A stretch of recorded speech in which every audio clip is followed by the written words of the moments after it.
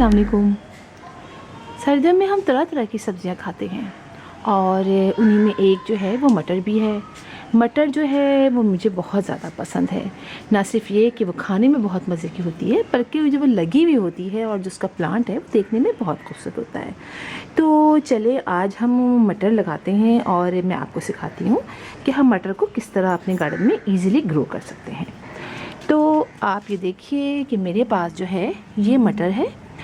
मैं मटर इस्तेमाल करके लिए लाई थी तो मैंने कुछ दिनों के लिए उसको रख दिया। 2 दिन मैंने रखा रहेंगे होंगे तो आप देख सकते हैं कि इसके अंदर जो है वो स्प्राउटिंग शुरू हो गई है और इतनी आसानी से ये जो है इसके मटर, हालांकि उसी के अंदर रखे हुए थे, जो उसका कवर होता है उसी के अंदर रखे हुए थे तो उसमें ये निकल आए।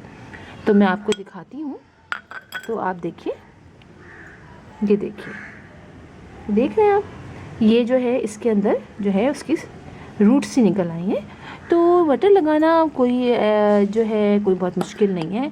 हम इस तरह से भी मटर लगा सकते हैं कि हम जो मटर लेकर आएँ और उसी से हम मटर लगा लें, मतलब प्लांट लगा लें, या फिर सीड से भी लगा सकते हैं।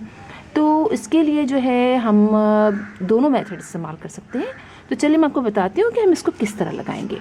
सबसे पहले करेंगे कि हम जो सॉइल लेंगे वो वेल ड्रेन सॉइल लेंगे और इसके अंदर जो है मैंने अपने गार्डन की ही मिट्टी ली है, जिसमें जो है वो कंपोस्ट वगैरह तो मैं डालती रहती हूँ और मैंने गोबर की खाद ली है। इनको मैंने जो है वो अच्छी तरह आपस में मिक्स कर लिया है। अब जो है हम ये मटर के जो सीड्स हैं ये सारे जो रखे हुए हैं मेरे पास, हम इनको लगाएंगे, एक एक करके इसमें लगाते हैं।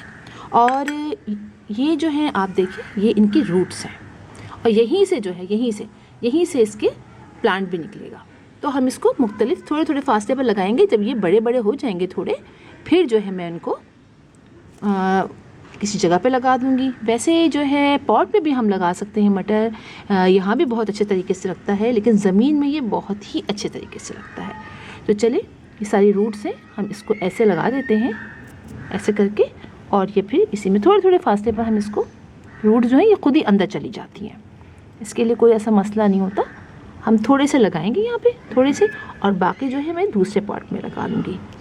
तो अगर आप अपने घर में लगाना चाहें, वैसे तो इसको अक्टूबर में लगा लिया जाता है, लेकिन सीज़न थोड़ा सा ऑफ हो गया है, लेकिन ये मुझे दिखाई दिए तो मैंने सोचा कि क्यों ना आपको थोड़ा सा बता दूँ, ताकि अगले साल जब आप लगाएँ तो इस तरह लगाएँ।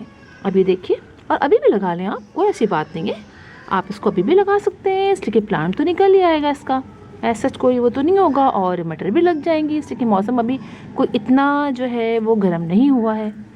तो इस तरह से इसको कर लेते हैं हम, और इसके बाद इसमें हम पानी डाल लेते हैं। तो चलें इसको साइड साइड से पानी डाल लेते हैं, और पानी एक दफ़ा में अच्छी तरह डाल लेंगे, बार बार इनमें पानी नहीं डालेंगे। और जब ये ऊपर से जो है वो आपको लगेगा ड्राई हो गया है, फिर आप पानी डालिएगा। बस इस तरह पानी डाल के हम इसको छोड़ देते हैं, और थोड़े दिनों में इसमें से जो पौधे निकल आएंगे। और ये जो बकिया है ये वाला, ये जो है मैं दूसरे पॉट में लगा देती हूँ।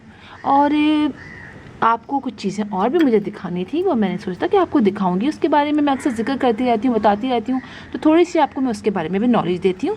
तो चले आए, मैं आपको दिखाती हूँ कि मैं मेरे पोटैटो का जो, यानी आलू के जो पौधे हैं वो कितने बड़े हुए हैं, और बाकी और बहुत सी चीज़ें हैं। तो चलिए वहाँ हम चलते हैं दूसरे गार्डन की तरफ। जी, तो आप ही देखिए, ये मैंने जो है वो अरवी के पौधे लगाए थे, पहले जो लगाए थे वो हमने हार्वेस्ट कर लिए, अब ये दोबारा लगाए हैं। तो आप देखिए इनकी ग्रोथ कितनी अच्छी है। छोटे छोटे जो दूसरे पौधे निकले ये मैं निकाल दूंगी, ये निकल आते हैं। तो अब आप देखिए कितने अच्छे तरीके से इसमें अरवी लगी हुई है, और थोड़े दिनों में ये सारी अरवियाँ, ये वही अरवी मैं निकालती रहती हूँ। जो बकिया जो मेरे जो अरवी के छोटे छोटे से और इसके लीव्स वाले ये प्लांट होते हैं, तो वो वाली अरवी मैं फिर लगा देती हूँ, तो वो दोबारा से मेरी ये अरवियाँ निकल आती हैं। तो आप देखिए इसकी ग्रोथ कितनी अच्छी चल रही है।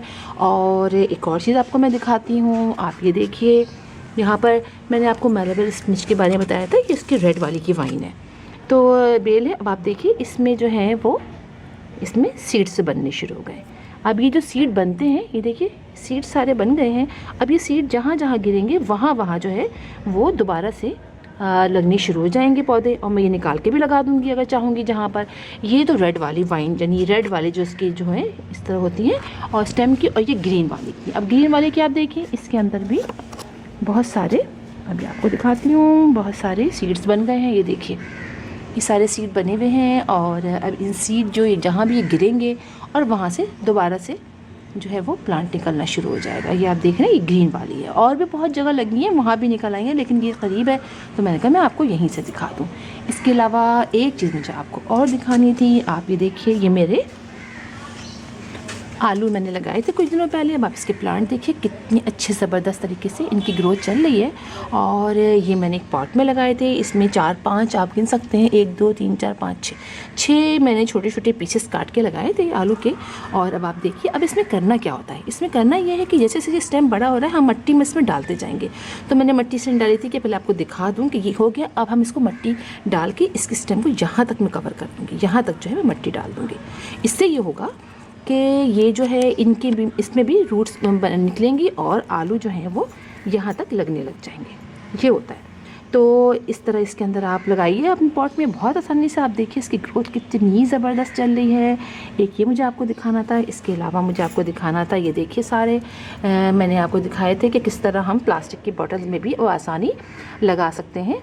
और कोई भी प्लांट, तो आप देखिए पुदीने मेरे कितने अच्छे तरीके से इसमें ग्रो कर रहे हैं, आप देख सकते हैं। अगर आपको बुरा लगे तो आप इन कंटेनर्स पे कलर कर सकते हैं और आप इन सब की ग्रोथ देख सकते हैं कितनी अच्छी चल रही है सब इसमें। तो प्लास्टिक की बॉटल हम लोग ये समझते हैं कि नुकसानदेह, लेकिन ऐसी कोई बात नहीं है। बहुत आसानी से हम जो है प्लास्टिक की बॉटल में भी चीज़ें लगाते हैं, बस धूप में नहीं रखें ज़्यादा देर, थोड़ी सी दूर धूप आए और वहाँ से निकल चली जाए, इस तरह से आप कीजिए। तो कुछ चीज़ें आपको दिखानी थी, अभी भी बहुत सारी चीज़ें आपको दिखानी बाकी हैं। इंशाल्लाह फिर किसी और वीडियो में किसी और वक्त मैं आपको दिखाऊंगी।